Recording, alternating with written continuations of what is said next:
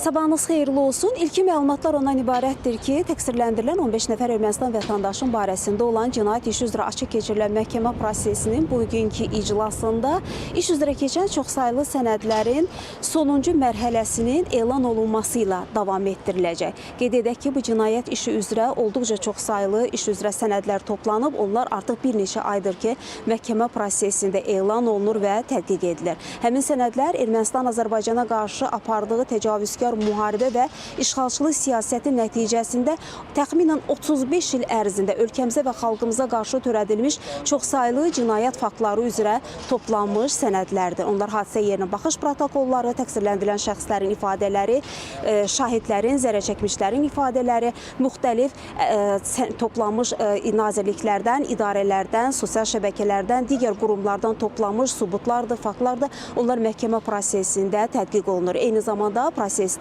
müxtəlif fotomateriallar, video materiallar nümayiş etdirilir və tədqiq olunur. Açıq keçirilir məhkəmə prosesi. Bugünkü iclasda da çox sayılı zərərçəkmişlər və zərərçəkmişlərin hüquqi varisləri iştirak edirlər. Hazırda onların qeydiyyatı aparılır.